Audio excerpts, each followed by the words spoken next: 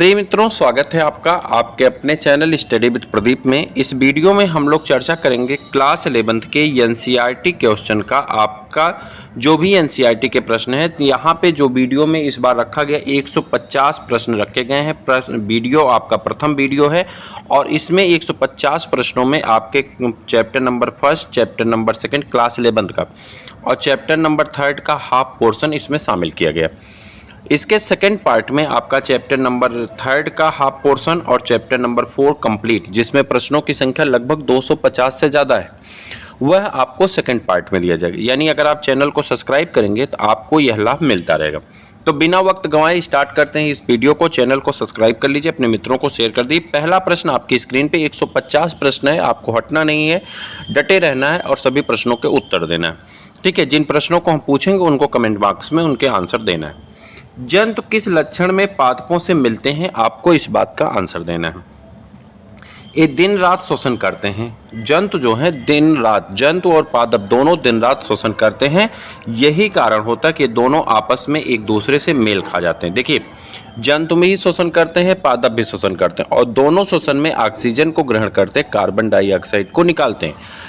जब पौधे प्रकाश संश्लेषण करते हैं तो पौधे कार्बन डाइऑक्साइड का ग्रहण करते हैं और ऑक्सीजन निकालते हैं, और जब श्वसन करते हैं तब ऑक्सीजन को ग्रहण करते हैं और कार्बन डाइऑक्साइड का उत्सर्जन करते हैं। तो इस लक्षण से ये दोनों एक दूसरे में मैच खाते हैं, यानी मिलते हैं। जीवन का मूलभूत लक्षण क्या है? जीवन का मूलभूत लक्षण क्या है? ऊर्जा गतिकी भी हो सकता है, अनुकूलन भी हो सकता है। देखिए, मैं इंग्लिश वाले में जब वीडियो कराया था तो इंग्लिश वाले में हमने आपसे कराया था, तो वहाँ पे हमने लिखा था कि यहाँ पे आपका जो एडेप्टेशन है, short term adaptation, long term adaptation, वहाँ पे इवोल्यूशन हमने बताया था, या वहाँ पे आपका हमने ऊर्जा गतिकी भी बताई थी। लेकिन आपके बुक में जब आप देखेंगे, खास करके रमेश गुप्ता की बुक में, तो वहाँ पे वृद्धि और प्रजनन को सही माना गया है। ठीक है, लेकिन जब आप इसके डिस्क्रिप्शन को पढ़ेंगे, उसी चैप्टर में उसी का डिस्क्रिप्शन पढ़ेंगे, तो वहाँ पर लिखा गया है वृद्धि और प्रजनन ये पूरी तरह से सक्षम नहीं होता है, क्योंकि वृद्धि नॉन लिविंग थिंग्स में भी होती है और प्रजनन कई ऐसे प्राणी होते हैं जिसमें प्रजनन नहीं होता है। तो हम यहाँ किसी को भी मूलभूत लक्षण नहीं मान सकते और हम सबको मान सकते, चूंकि जीवन का मूलभूत लक्षण क्या है यहाँ पे मेन चीज़ नहीं लिखी गई है, जिसका नाम होता है, आप सब जानते हैं, जिसे हम लोग कहते हैं मेटाबॉलिक रिएक्शन, या जो है उसी को कहा जाता है, बताइए, मेटाबॉलिक रिएक्शन को कहते हैं वाइटल एक्टिविटी।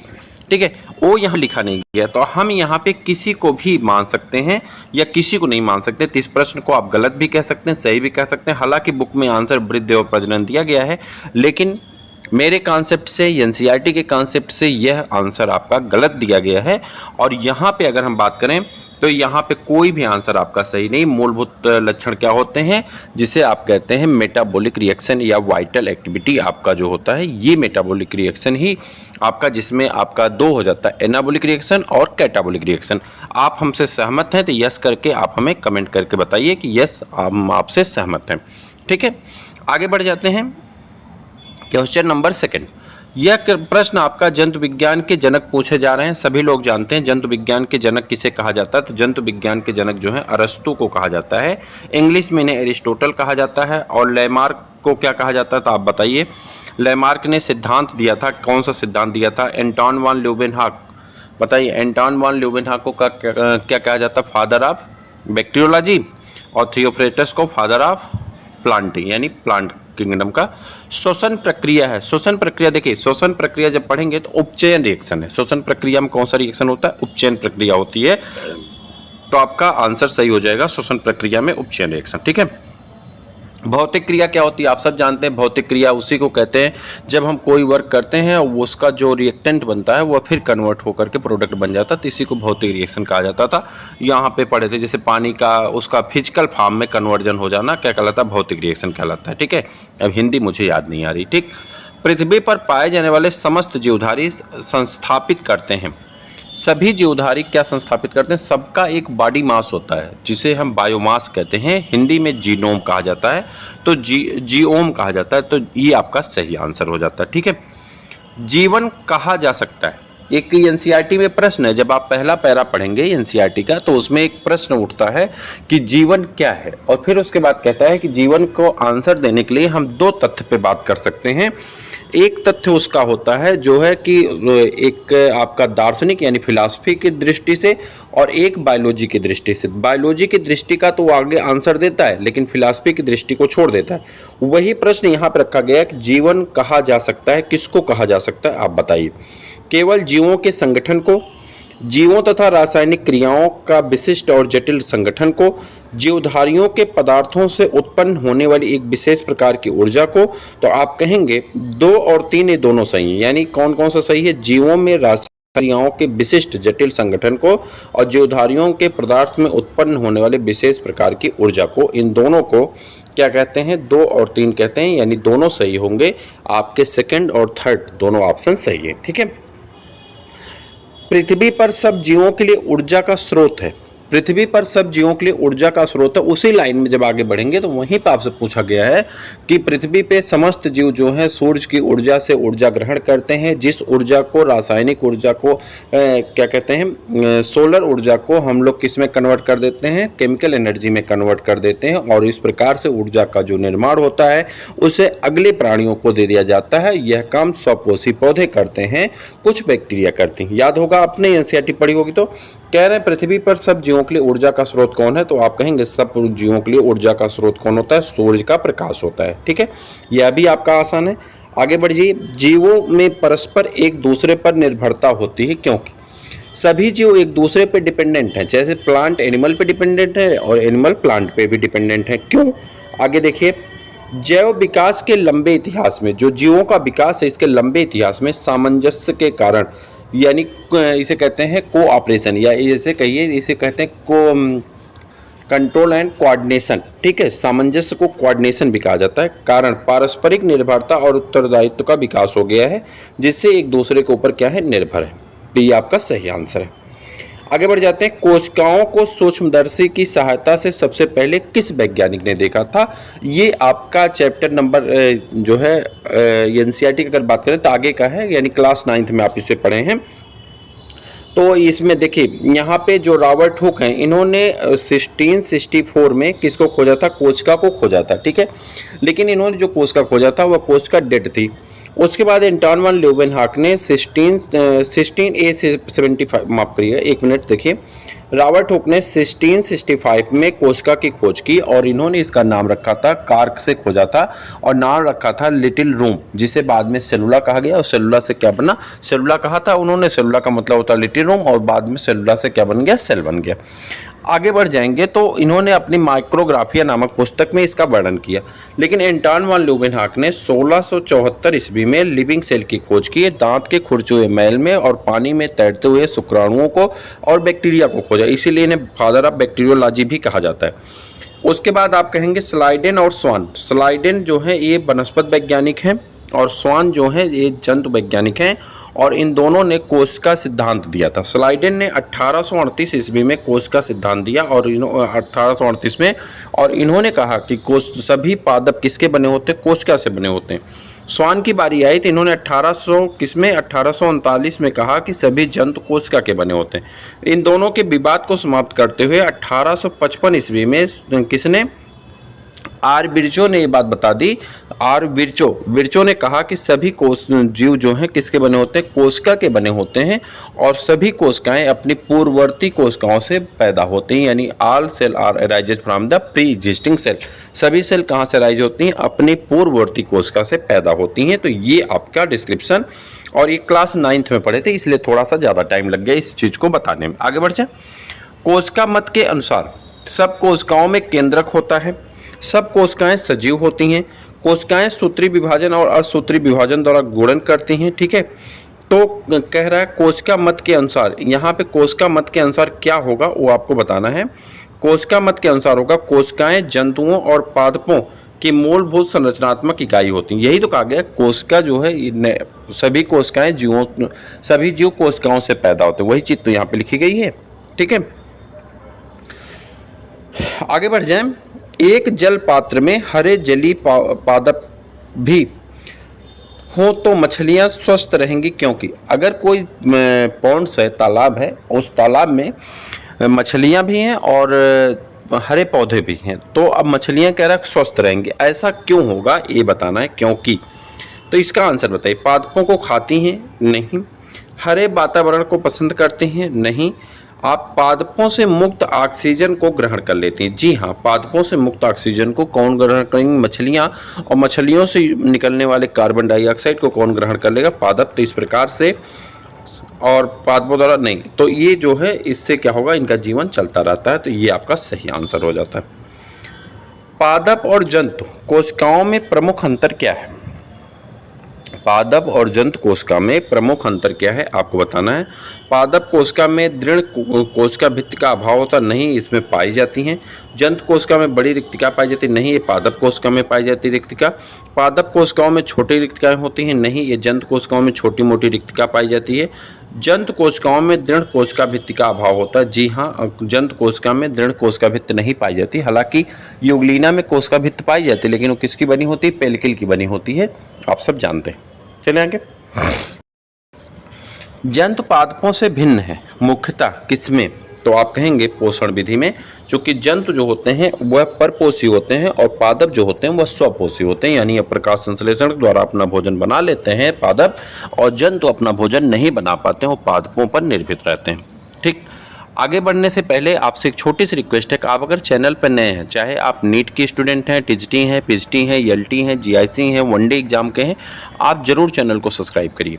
नीट का आपका प्रैक्टिस पेपर चलाया जा रहा है, उस प्रैक्टिस पेपर को करिए चैप्टर वाइज। इंग्लिश मीडियम में चलाया जा रहा है, हिंदी मीडियम में भी चलाया जा रहा है। TGT, PGT, LT, GIC, KBS, DSSB, इन सभी के लिए एनसीईआरटी का यह सेशन कंप्लीट होगा। एग्जाम पॉइंट आपका कराया जा रहा है। एग्जाम पॉइंट में कई वीडियो हम करा चुके हैं, अगर दोनों हिंदी इंग्लिश मिला दें लगभग 50-55 वीडियो से ज़्यादा हम करवा चुके हैं। फिर से उसका रिवीजन होना है, आपका मैराथन होना है, आपका वो होना है। आपके साथ सभी जो है यूनिट वाइज टेस्ट होने हैं, यूनिट वाइज पेपर होने। अभी स्वमूल्यांकन की सीरीज बची है, टीजीटी, पीजीटी, एलटी, जीआईसी वाले। चूँकि आपकी परीक्षा की डेट नहीं आ रही, इसलिए प्रक्रिया रुकी हुई। लेकिन अगर आप चैनल पर नए हैं, चाहे जिस भी श्रेणी से हैं आप, तो चैनल को जरूर सब्सक्राइब करिए ताकि आने वाली वीडियोज़ का आप लाभ ले सकें। अगर आपके लिए है तो आप इसका उपयोग करें। ठीक है, तो चैनल को सब्सक्राइब करना आपका दायित्व है। आगे का कर्तव्य निर्वाह हम जरूर करेंगे और जितना कर रहे हैं उससे बेहतर करेंगे। ठीक, कोशिका शब्द का प्रथम उपयोग किसने किया था? तो कोशिका शब्द का प्रथम उपयोग किया था रॉबर्ट हुक ने। कोशिका शब्द को प्रथम बार किसने किया था? रॉबर्ट हुक ने। ऐसे जीव जो पानी की सतह पर उतराते रहते हैं वे क्या कहलाते हैं? पानी की सतह पर ऊपर नीचे मतलब ऊपर तैरते रहते हैं, उन्हें पेलजिक कहा जाता है। क्या कहते हैं? पेलजिक जंतु कहा जाता है। नीट में पूछा गया प्रश्न है, याद रखिएगा। यह प्रश्न आपके सभी एग्जाम में लगभग पूछा गया, वनडे एग्जाम में भी पूछा गया है, टीजीटी, पीजीटी सब में पूछा गया प्रश्न है। शब्द स्पीसीज, आप सब जानते हैं स्पीसीज जो है हेरेल्चियर सीरीज की सबसे अंतिम श्रेणी होती है, यानी स्पीसीज सबसे अलग होता है। इसके बाद कई स्पीसीज को मिलाकर के जीनस बनता है। जीनस से आपका क्या बनता है? ऊपर बढ़ते जाएंगे, फैमिली बनेगी, आर्डर, क्लास, ऐसे ऊपर की दिशा में जाएंगे, किंगडम आ जाएगा। ठीक है, तो यहाँ कह रहा है कि स्पीसीज शब्द किसने दिया था? जॉन रे ने दिया था। और मैंने आपको इंग्लिश वाले वीडियो में जब करवाया, नीट का प्रैक्टिस पेपर आप देख लीजिए, या टीजीटी, पीजीटी में भी मैं डाल चुका हूँ एनसीईआरटी पॉइंट, वहाँ पे देखिए, तो वहाँ पे मैंने इसके बारे में पूरा डिस्क्रिप्शन दिया है, पूरा अच्छे से बताया है आपको। ठीक है, अभी चूंकि एक हम लोग प्रैक्टिस पेपर कर रहे हैं तो यहाँ पे ज़्यादा टाइम किल नहीं करना है। 150 प्रश्न है, तो आप समय देख सकते हैं। एक प्रश्न पे लगभग आपके 30 से 35 सेकंड लग रहे हैं, तो आप उस हिसाब से जोड़ के चलिए, कम से कम 1.5 घंटे आपको लगने हैं। आगे बढ़ जाएं। एक पुस्तक में किसी जीवधारी का वैज्ञानिक नाम एस्परजिलस फ्लेवस लिन लिखा गया है। कह रहा है कोई जीव वैज्ञानिक, किसी वैज्ञानिक जीवधारी है, उसका नाम लिखा गया है एस्परजिलस फ्लेवस लिन। आपको दो नामकरण पद्धति के बारे में आपने पढ़ा है, आपके बुक में 4 नियम दिया गया है एनसीईआरटी में। चाहे जिस क्लास वाले हैं, आपने एनसीईआरटी जरूर पढ़ी होगी। उसमें पहले नियम में बताया गया है कि जीवों का नाम इटैलिक लैंग्वेज में किस में लिखा जाता है? इटैलिक लैंग्वेज में लिखा जाता है। ठीक है, यानी भाषा शैली जो होती है वो इटैलिक होती है। उसके बाद आगे बढ़ जाते हैं। दूसरा नियम बताया गया कि एक नाम जीनस का होता है और एक नाम स्पीसीज का होता है। यानी जीनस मतलब वंश होता है और स्पीसीज मतलब जाति का नाम होता है। जो जीनस का नाम होता है उसे कैपिटल लेटर से लिखते हैं और जो स्पीसीज का नाम होता है उसे स्मॉल लेटर से लिखना शुरू किया जाता है। अगर हम हैंड राइटिंग, तीसरा नियम, अगर हम इसे हैंड राइटिंग में लिखते हैं तो जीनस को अलग अंडरलाइन करते हैं और स्पीसीज को अलग अंडरलाइन करते हैं। एग्जाम्पल वहाँ पे मैंगीफेरा इंडिका का लेके बताया गया है, जो कि मैंगो का वैज्ञानिक नाम है। आगे बढ़ें तो अगर किसी भी नाम के आगे लिन लिखा गया, जैसे वहाँ पे एग्जांपल लेके बताया गया मैंगीफेरा इंडिका लिन। लिन मतलब लीनियस का शॉर्ट फॉर्म है, और इन्होंने सबसे पहले इस जीव का वैज्ञानिक नाम किया था, नामकरण किया था। तो वही शब्द यहाँ पे है। अब इसका व्याख्या देखिए हो चुकी है। अब इसका आंसर देखिए कहाँ पे कह रहा है, यहाँ पे लीनियस। लिन जो है लीनियस का संक्षिप्त नाम है। नामक वैज्ञानिक ने यानी लीनियस नामक वैज्ञानिक ने सर्वप्रथम इस जीवधारी को नाम दिया था, जो वर्तमान में इसका नाम है। ठीक, चलें। निम्न में से सबसे उपयुक्त पदानुक्रम कौन सा है? यानी एक पदानुक्रम है, यानी सभी पद में व्यवस्थित हैं आपका। तो आप याद करिए कैसे होता है। सबसे पहले किंगडम होता है, फिर फाइलम होता है। फाइलम को डिवीजन भी कहते हैं अगर प्लांट की बात होगी। Kingdom, phylum, class, order, family, उसके बाद जीनस, फिर स्पीसीज। ठीक है, ये 7 होते हैं। फिर से इसको अगर हम बोलें तो आपका देखिए पहले सबसे पहले हो जाता है किंगडम। एक सेकंड, सबसे पहले आपका कौन आ जाता है? अगर यहाँ देखें तो किंगडम हो जाता है। अरे क्या हो गया भाई, सबसे पहले क्या हो जाता है? किंगडम हो जाता है। किंगडम बाद क्या हो जाता है आपका? फाइलम हो जाता है। फाइलम को डिवीजन भी कहते हैं प्लांट में। उसके बाद क्लास आता है, ऑर्डर आता है, फैमिली आता है, जीनस आता है और स्पीसीज आते हैं। तो ये 7 पदक्रम होते हैं। अब इसी पदक्रम को दिया गया। गण है, कुल है, ठीक है। गण मतलब ऑर्डर, कुल मतलब जो है फैमिली, वंश मतलब जो है आपका जीनस, और स्पीसीज मतलब जाति। ठीक, सही व्यवस्थित क्रम में है। पादपों के नाम लैटिन भाषा में रहते हैं क्योंकि, कह रहा वही हमने बताया ना कि बाइनॉमियल नोमेनक्लेचर का रूल है कि किस में लिखते हैं, लैटिन लैंग्वेज में लिखते हैं। तो कह रहा है लैटिन भाषा में रहता है क्योंकि। ऐसा क्यों है? तो कहेंगे लैटिन नामकरण पद्धति विकास करने वाले वैज्ञानिकों को यानी भाषा विकास वैज्ञानिकों ने पसंद की थी, इसलिए इसी भाषा में लिखा जाता है। जीवधारियों को वैज्ञानिक नाम दिए गए क्योंकि जीवधारियों के वैज्ञानिक नाम इसलिए दिए गए ताकि विश्व में उन्हें आसानी से एक नाम से जाना जा सके। नहीं तो हर लोकेलिटी में एक ही जीव का नाम अलग अलग है, जिसकी वजह से उसे पहचान पाना संभव नहीं था।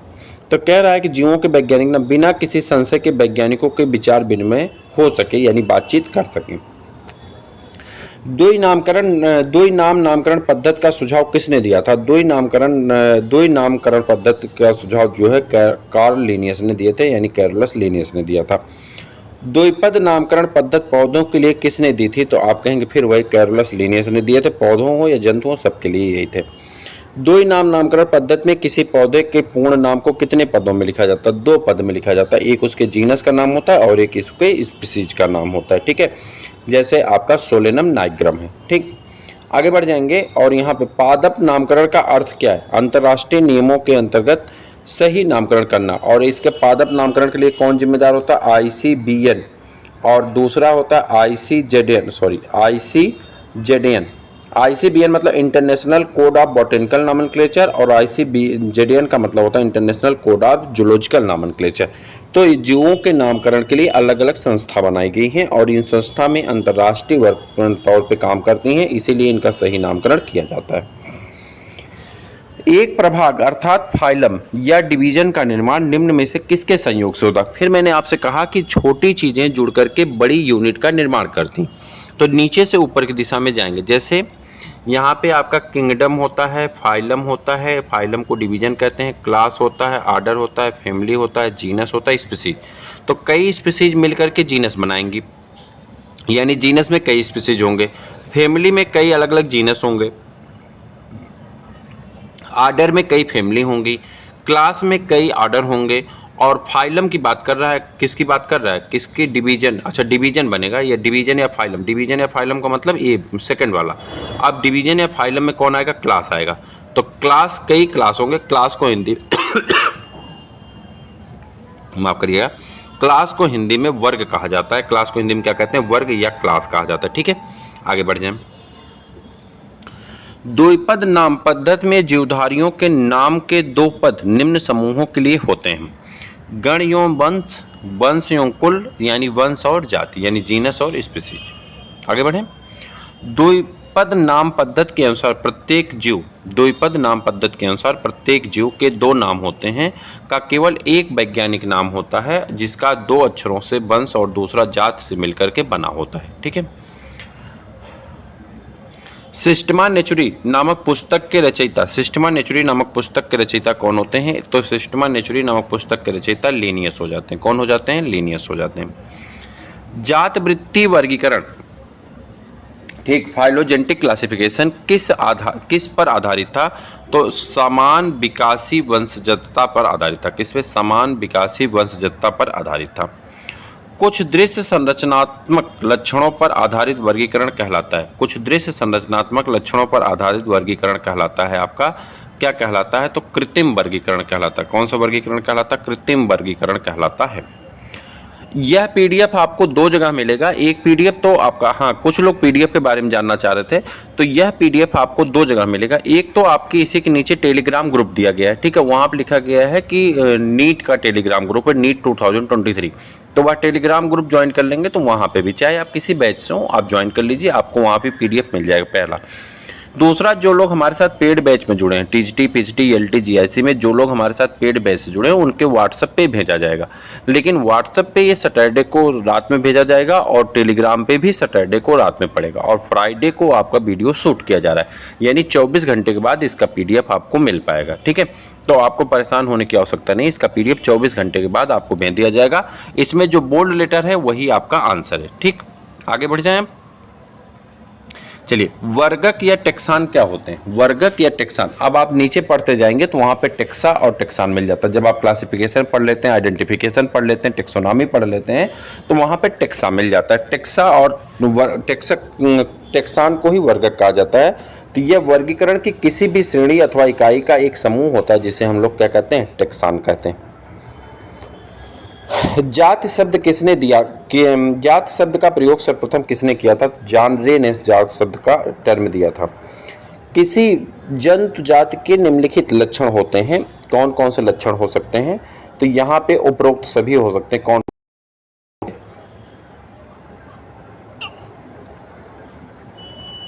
जात के सदस्यों के अधिकांश आनुवंशिक लक्षण समान होते हैं।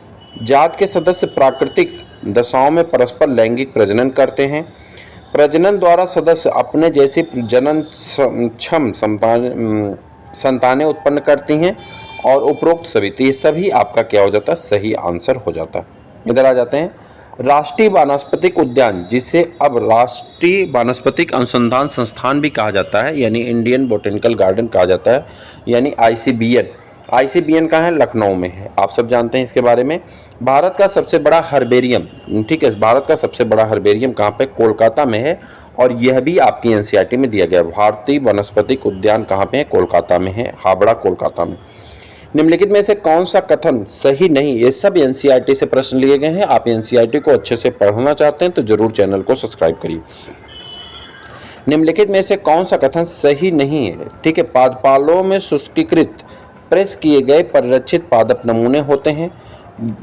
वानस्पतिक उद्यान जीवित पादपों का संग्रहण है, तो आप कहेंगे यहाँ पे संग्रहालय पादपों और जंतुओं के भागों का संग्रहण करता है। आपका सही आंसर ये वाला आपका सही। और इसके बाद आ जाते हैं, कुछ प्रश्न और दिए गए हैं यहाँ पे, तो यहाँ पे प्रश्न हो जाते हैं। नाम पद्धति कुछ विशेष सार्वजनिक मान्य नियमों द्वारा निर्धारित होती है। निम्नलिखित में से कौन सा एक कथन नाम पद्धति नियमों के विरुद्ध है? तो आप कहेंगे जैविक नाम में पहला शब्द वंश नाम तथा दूसरा जात संकेत पद को प्रदर्शित करता है। नामों को लैटिन भाषा में और तिरछे अक्षर में लिखा जाता है। नाम को एक हाथ से लिखते समय रेखांकित किया जाता है। ये सभी सही हैं, लेकिन गलत क्या है? जैविक नाम को किसी भी भाषा में लिख सकते हैं, गलत है, चूंकि ऊपर कहा गया लैटिन भाषा में लिखा जाता है, वही सही है। पादपालय यानी गार्डन, पादपालय पत्र यानी हर्बेरियम पत्र की बात हो रही, कि नाम पत्र में से कौन सी सूची अंकित नहीं होती, यानी हर्बेरियम सीट पे क्या नहीं अंकित होता? तो पादप की ऊंचाई यानी पौधों की ऊंचाई उसमें अंकित नहीं होती है। उसका स्थानीय नाम लिखा होता है, संग्रह करने की तारीख, संग्रहकर्ता का नाम, उसका बॉटनिकल नाम और उसके जो है डेट ऑफ कलेक्शन, ये सब लिखा रहता है, लेकिन पौधों की लंबाई चौड़ाई ऊंचाई के बारे में कोई आइडिया वहाँ पे नहीं लग पाती।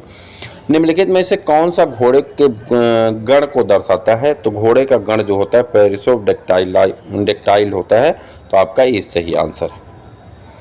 अब हम लोग आ गए चैप्टर नंबर 2 पे। हमने बताया कि इस चैप्टर में आपके 3 चैप्टर से प्रश्न लिए गए हैं, तो आपका चैप्टर नंबर 2 इसका पीडीएफ एक्चुअली में इसीलिए नहीं भेजा जा रहा है कि आपको पूरी यूनिट का पीडीएफ दिया जाएगा।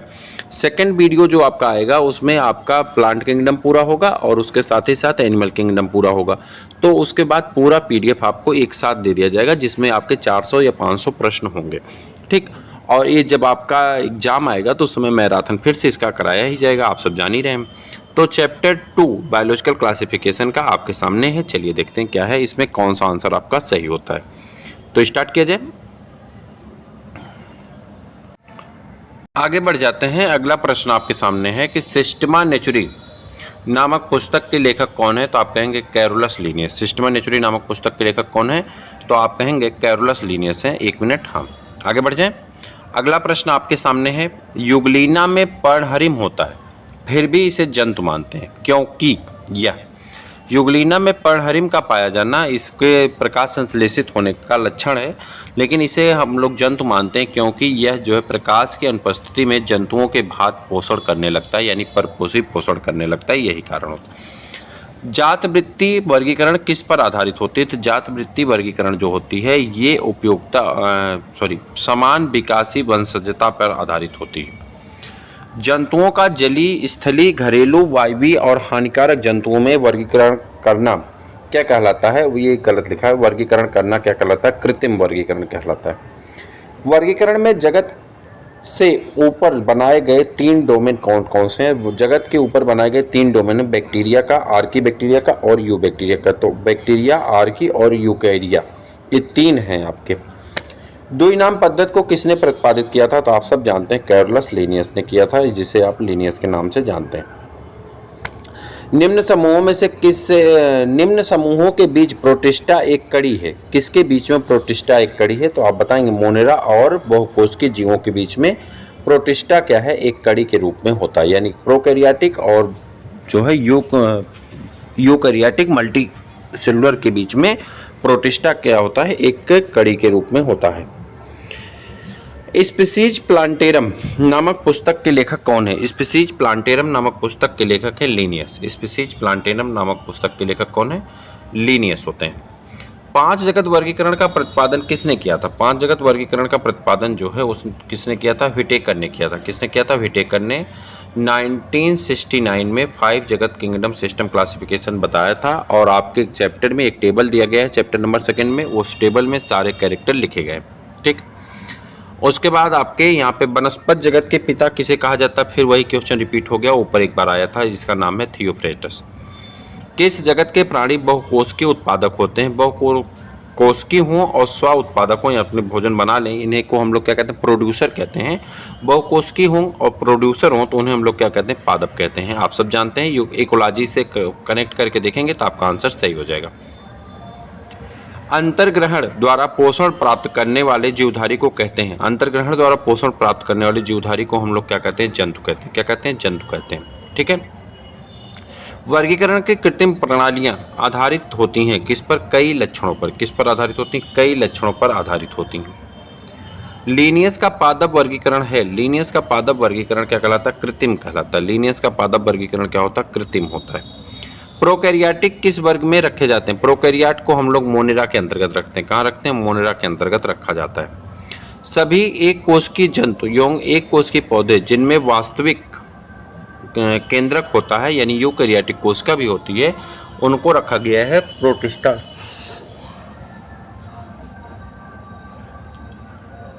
आगे बढ़े। ब्लू ग्रीन एल्गी नीली हरी शैवालों को रखा गया है किसमें? प्रोकैरियोट में। किसमें रखा गया? प्रोकैरियोट में रखा गया है ब्लू ग्रीन एल्गी को। आगे 6 जगत पद्धति में मोनेरा जगत को किन 2 वर्गों में विभाजित कर दिया गया? यू बैक्टीरिया और आर्की बैक्टीरिया। 6 जगत वर्गीकरण में मोनेरा जगत को 2 भागों में बांट दिए, यू बैक्टीरिया और आर्की बैक्टीरिया, और इनके कारण ये कितने हो गए? 6 जगत पद्धति के बारे में बताया गया। व्हिटेकर ने 5 जगत वर्गीकरण को किस क्रम में वर्गीकृत किया था? तो व्हिटेकर ने 5 जगत वर्गीकरण को Monera, protista, fungi, Plantae, animalia, इसी 5 जगत में बांटा था, और ये 5 जगत आपके यहाँ पे मोनेरा, प्रोटिस्टा, कवक और प्लांटी और एनिमेलिया में बांट दिया गया था। ठीक है, आगे बढ़ जाते हैं। अगला क्वेश्चन आपके सामने कुछ इस प्रकार से। अवपंक कवक यानी कवक की बात हो रही, अवपंक फफूंद यानी कवक की बात हो रही को 5 जगत पद्धति में कहाँ रखा गया था? कवक की बात हो रही, कवक में ही रखेंगे और कहाँ रखेंगे? बहुकोशिकीय यूकैरियोटिक अपघटक होते हैं। बहुकोशिकीय हैं और यूकैरियोटिक हैं, अपघटक होते हैं, उन्हें कवक कहा जाता है। अच्छा, आपको एक चीज सेप्रोफाइटिक, अपघटक मतलब सेप्रोफाइटिक। आपको एक चीज और बता दें, ईस्ट जो है यूनिसेलुलर है, लेकिन वह भी कवक में ही रखा जाता है और कवक ही है। ईस्ट कवक है लेकिन यूनिसेलुलर है, उसे प्रोटिस्टम नहीं रखते बल्कि फंजाई में ही रखते हैं। निम्न में से कौन सा प्रोकैरियोटिक है? कौन सा प्रोकैरियोटिक है? तो आप कहेंगे इस्चेरिचिया कोलाई जो है ये जीवाणु है और ये प्रोकैरियोटिक होगा। 5 जगत वर्गीकरण में नीली हरी शैवाल, जीवाणु तथा आर्की बैक्टीरिया, इन तीनों को किस जगत में रखा गया है? तो इन सबको रखा गया है प्रोटिस्टा में, मोनेरा में। कहाँ रखा गया है? मोनेरा में। आगे बढ़ जाइए। कोशिका भित्त का अभाव पाया जाता है। किसमें कोशिका भित्त नहीं पाई जाती? अधिकांश प्रोटिस्टा में। कुछ प्रोटिस्टा में कोशिका भित्त पाई जाती है, लेकिन यह कोशिका भित्त कैसी होती है? पेल्किल की बनी होती है, यानी सरल होती हैं, नॉर्मल पदार्थों की बनी होती है। व्हिटेकर ने वर्गीकरण में निम्न में से किसे नहीं रखा है? व्हिटेकर ने वर्गीकरण में अपने वायरस, वायराइड, प्रियान और लाइकेन को नहीं रखा है। तो ये 4 यहाँ पे दिए गए, लाइकेन भी है, इन सबको वर्गीकरण में स्थान नहीं दिया गया व्हिटेकर के वर्गीकरण में।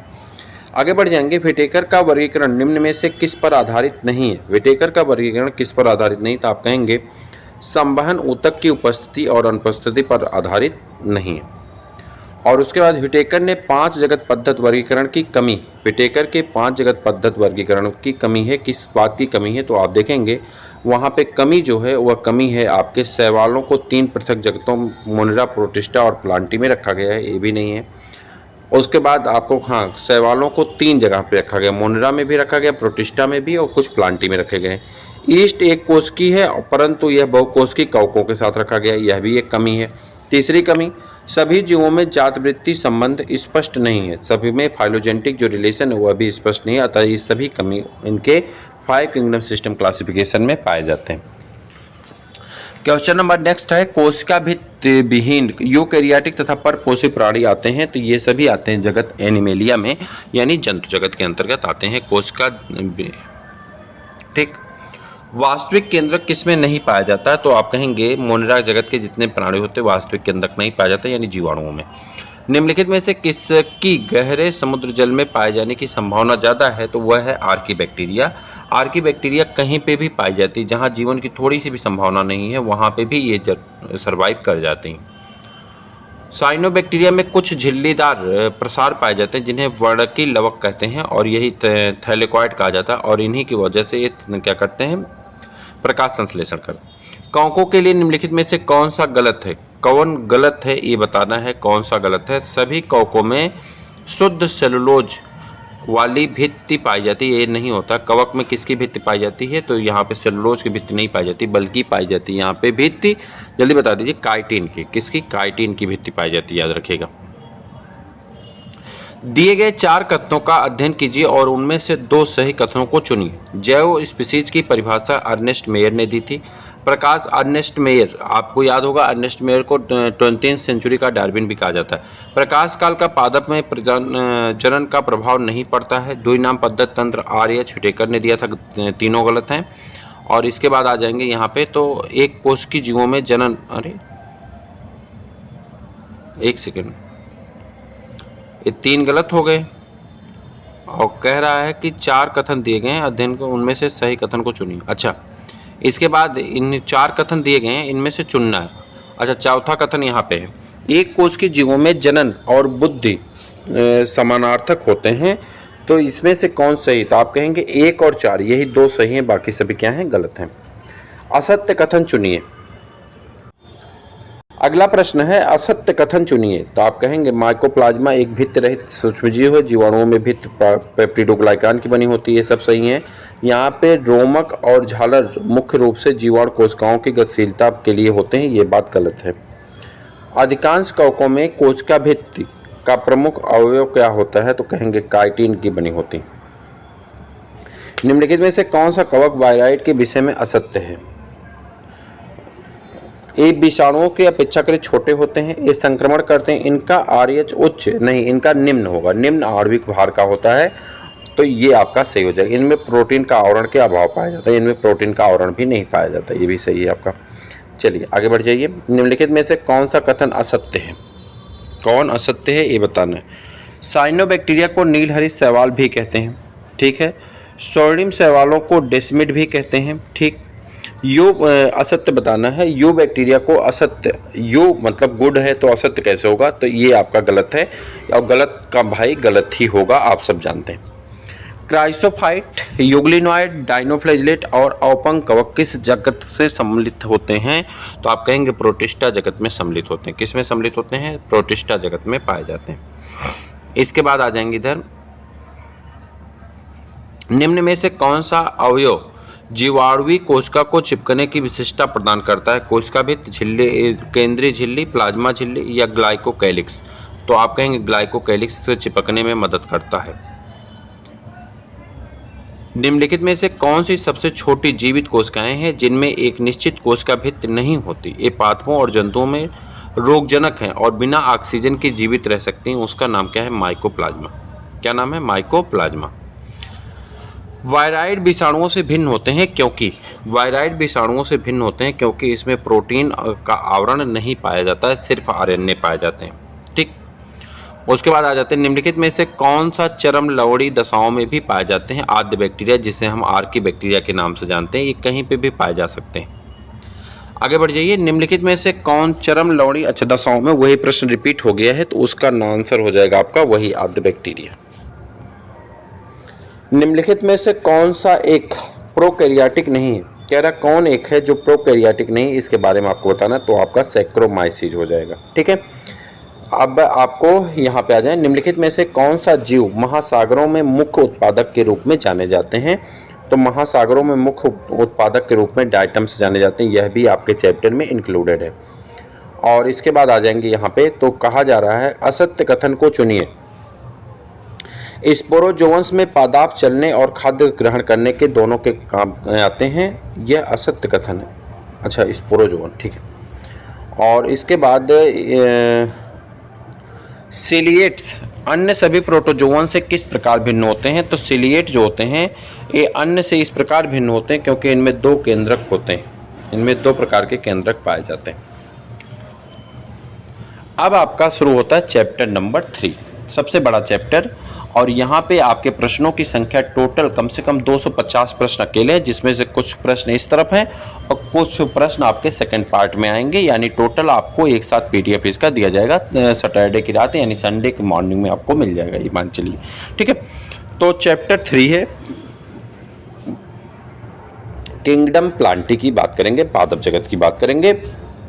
आप में से जितने भी मित्र अभी तक चैनल को सब्सक्राइब नहीं किए, मैं फिर से आपसे एक बार रिक्वेस्ट कर रहा हूं कि आप चैनल को अवश्य सब्सक्राइब कर लें, अपने मित्रों को शेयर कर दें। अगर आपके लिए कोई कार्य कर रहा है तो आप उसके लिए भी थोड़ा बहुत योगदान अवश्य करें, जिससे म्यूचुअलिज्म बनी रहती है, साझेदारी बनी रहती है और सबको लाभ होता है, ठीक है।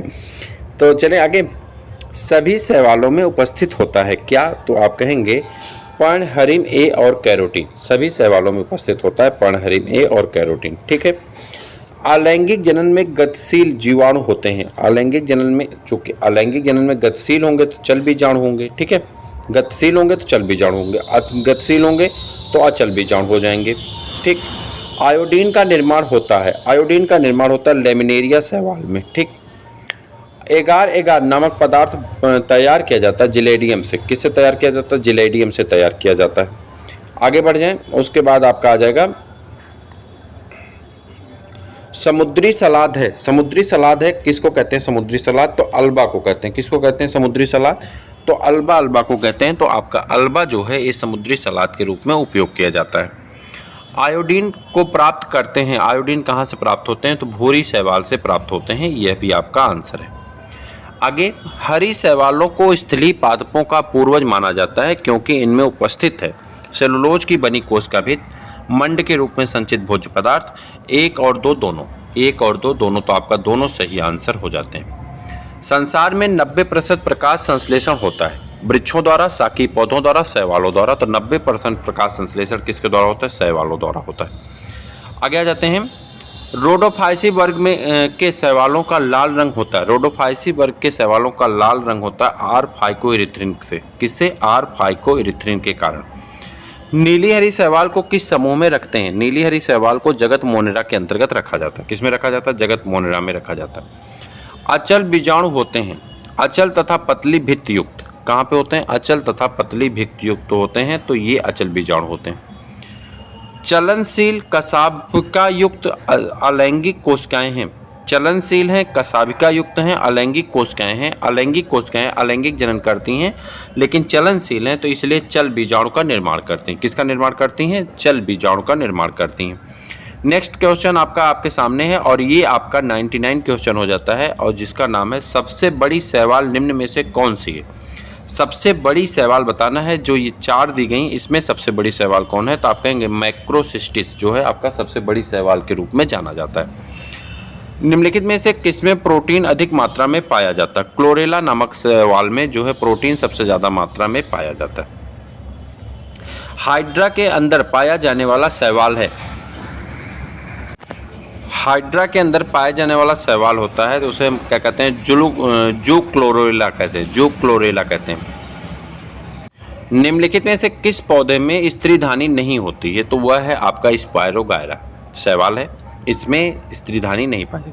हरी शैवाल में कौन सा संचित भोज्य पदार्थ पाया जाता है? हरी शैवाल में जो संचित भोज्य पदार्थ होता है उसे मंड कहते हैं, स्टार्च कहते हैं। ठीक।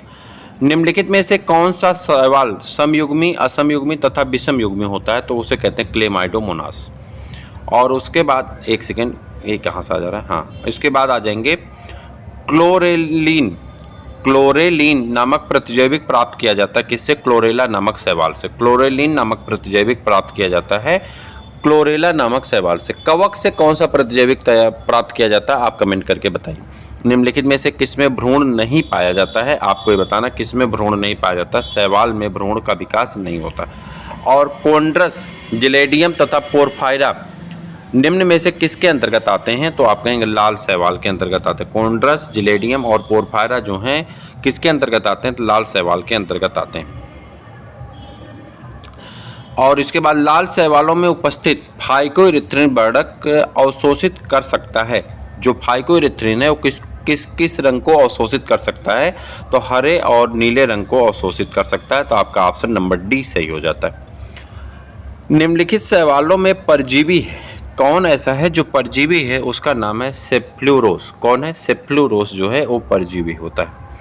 प्रकाश संश्लेषण के अध्ययन में उपयोगी शैवाल है क्लोरेला। प्रकाश संश्लेषण में के अध्ययन में उपयोगी शैवाल है, प्रकाश संश्लेषण के लिए उपयोगी शैवाल है, वो उसका नाम क्या है? क्लोरेला है।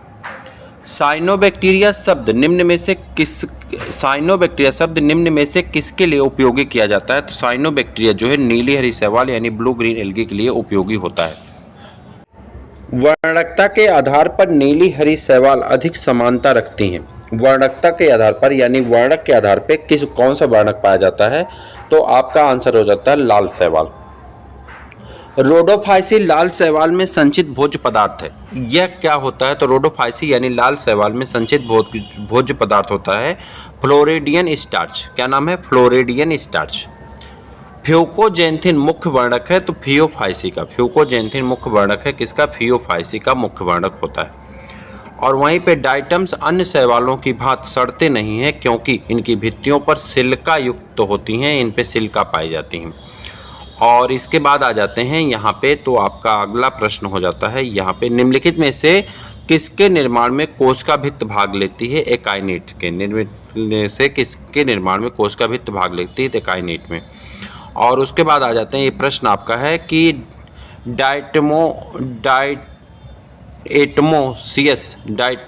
डायएटमोसियस मृदा का निर्माण मृत डाइटम्स के समुद्रों में एकत्रित होते रहने से होता है।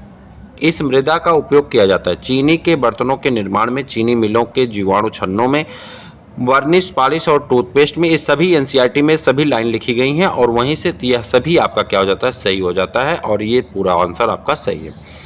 केंद्रक तथा कोशिका द्रव्य के आभासी संबंधों के अध्ययन के लिए निम्न में से कौन सी शैवाल प्रयुक्त की जाती है? तो आप कहेंगे एस्टिबुलेरिया। क्या कहते हैं? एस्टिबुलेरिया। और उसके बाद आ जाते हैं निम्न में से स्वपोषी प्रकाश संश्लेषी एक कोश की प्रोकैरियोट्स हैं तो उनका नाम क्या होता है? नास्टाक। उनका नाम क्या हो जाता है?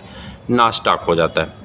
निम्न में से प्रमुख भारतीय शैवाल वैज्ञानिक हैं प्रोफेसर M.O.P. आयंगर। क्या नाम है? M.O.P. आयंगर जो हैं ये प्रमुख भारतीय शैवाल वैज्ञानिक माने जाते हैं।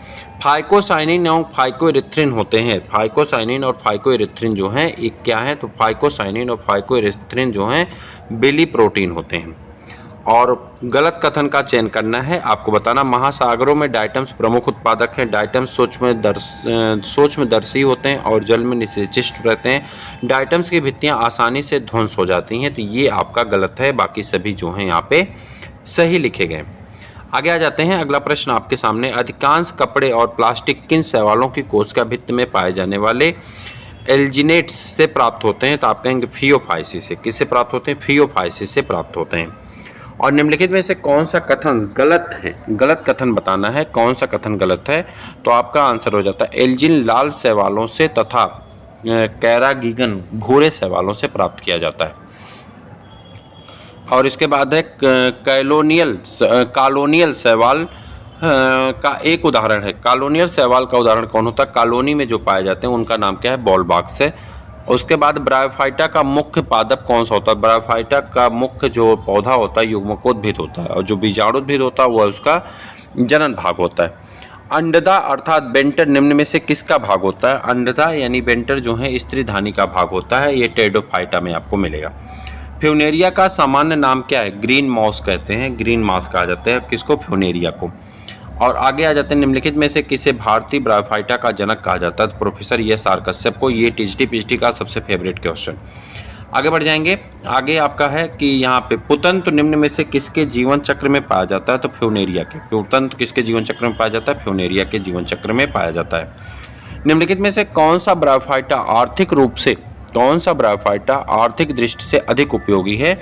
आर्थिक दृष्टि से अधिक उपयोगी कौन है? स्फैग्नम है। इसे जलाने के लिए भी उपयोग किया जाता है। और निम्नलिखित बहुकोशिकीय जैकेट से घिरे जननांग पाए जाते हैं किसमें? तो आप कहेंगे फ्यूनेरिया में। किसमें पाए जाते हैं? फ्यूनेरिया में पाए जाते हैं। पादप जगत के उभयचर हैं। पादप जगत के उभयचर जो होते हैं उनका नाम क्या है? पादप जगत के उभयचर जो होते हैं वो सरल आंतरिक संरचना वाले ब्रायोफाइटा होते हैं। सरल आंतरिक संरचना वाले ब्रायोफाइटा होते हैं।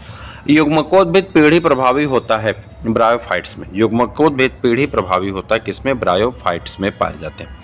समस्त स्थलीय पौधों और रिक्सिया के बीजाणु हैं तो युग्मकोद्भिद के पूर्वगामी। युग्मकोद्भिद के क्या होते हैं? पूर्वगामी होते हैं। आगे बढ़ जाएंगे। एक कोश की गुलिकीय मूलाभास पाए जाते हैं तो रिक्सिया में। किसमें पाए जाते हैं? रिक्सिया में पाए जाते हैं। आगे बढ़ेंगे तो यहाँ पे स्थल पर सर्वप्रथम उगने वाले पौधे होते हैं। स्थल पर उगने वाले सर्वप्रथम पौधे कौन होते हैं? ब्रायोफाइट्स होते हैं जो स्थल पर उगते हैं। और उसके बाद आ जाते हैं, निम्नलिखित में से किसका सबसे सरल बीजाणु उद्भिद होता है? तो रिक्सिया का सबसे सरल बीजाणु उद्भिद होता है। सबसे लंबा मांस पादप कौन सा है? डाउसोनिया है। डाउसोनिया जो है सबसे लंबा मांस का पादप होता है। ब्रायोफाइटा का उद्भव संभवतः जलीय पौधों से हुआ है। अतः इस तथ्य का आधार क्या है कि इसमें कसाब शुक्राणु बनते हैं। इसमें कसाब क्या बनते हैं? शुक्राणु बनते हैं। आगे बढ़ जाएंगे। रिक्सिया अथवा किसी अन्य ब्रायोफाइटा पौधे के जीवन चक्र का प्रभावी अवस्था क्या होती है? तो आप कहेंगे युग्मकोद्भिद होता है, चूंकि ब्रायोफाइटा में युग्मकोद्भिद मेन अवस्था मानी जाती है। ब्रायोफाइटा का एक 50 मिनट में से कंप्लीट करना है, मैंने आपसे कहा था। ब्रायोफाइटा का एक विशिष्ट लक्षण अन्य पौधों से भिन्न है। तो आपके पास अभी 8 क्वेश्चन बचे हैं, तो आप कहेंगे इनमें बीजाणु उद्भिद युग्मकोद्भिद से जुड़ा होता है। आगे बढ़ जाइए। 1 मिनट। हाँ, निम्न में से कौन सा सत्य मास है? तो कौन सा सत्य मास है? तो आप कहेंगे बोग मास जो है वो सत्य मास होता है। और इसके बाद है ब्रायोफाइटा को वनस्पति जगत का एम्फीबिया कहा जाता है क्योंकि यह जल के समीप नम भूख पर रुकते हैं और निषेचन के लिए इन्हें जल की आवश्यकता पड़ती है। और इसके बाद आ जाता है यहाँ पे, निम्नलिखित में से किस ब्रायोफाइटा के बीजाणु उद्भिद में केवल संपुट पाया जाता है? तो आप कहेंगे रिक्सिया में। किस में पाया जाता है? रिक्सिया में। और उसके बाद ब्रायोफाइटा में अर्धसूत्रण का अर्धसूत्री विभाजन होता है संपुट में। किस में होता है? संपुट में। आगे आ जाइए। फ्यूनेरिया एक ब्रायोफाइट है क्योंकि इन सभी के कारण कौन किसके किसके कारण? इन सभी के कारण, मतलब इनमें संवहन ऊतक नहीं होता, बीज नहीं बनते, जनन बहुकोशिकीय जैकेट युक्त होते हैं। इन सभी के कारण जो होता है ये क्या होता है? फ्यूनेरिया एक ब्रायोफाइट होता है। ब्रायोफाइटा के अन्य पादपों से भिन्न एक विशेष लक्षण क्या है? तो ब्रायोफाइटा का अन्य पादपों से भिन्न एक विशेष लक्षण है कि इसका जो बीजाणु उद्भिद है वह युग्मकोद्भिद से स्वतंत्र नहीं होता है। और युग्मकोद्भिद मुख्य प्रवस्था होती है, युग्मकोद्भिद मुख्य प्रवस्था किसकी हो जाती है? ब्रायोफाइटा की हो जाती है। और इसके बाद निम्नलिखित में से कौन सा ब्रायोफाइटा मृतोपजीवी है? तो आप कहेंगे मृतोपजीवी है। हाँ, मृतोपजीवी है तो उसका नाम है बक्सबोमिया, बक्सबोमिया मृतोपजीवित। ये थे आपके 150 प्रश्न एनसीईआरटी के पहले चैप्टर से और दूसरे चैप्टर से लिए गए, तीसरे चैप्टर तक लिए गए हैं। आपको कैसा लगा आप कमेंट करके बताइएगा। आगे के फिर 150 प्रश्न आगे मिलते रहेंगे। 150 प्रश्न करके आपके पूरी एनसीईआरटी के 38 चैप्टर आपके कंप्लीट कराए जाएंगे, चाहे जितने वीडियो में यह कंप्लीट हो। तो आप अगर सहयोग करते हैं तो आपको इसका लाभ मिलता रहेगा। हम लोग लगातार आपके लिए कार्य कर रहे हैं। आपका बस इतना काम है कि आप चैनल को सब्सक्राइब कर लीजिए, अपने मित्रों को शेयर कर दीजिए, हर ग्रुप में पहुंचाइए ताकि हर एक व्यक्ति इसका लाभ ले सके। तो फिर हम लोग मिलेंगे किसी और वीडियो में, तब तक के लिए इजाज़त दीजिए। जय हिंद।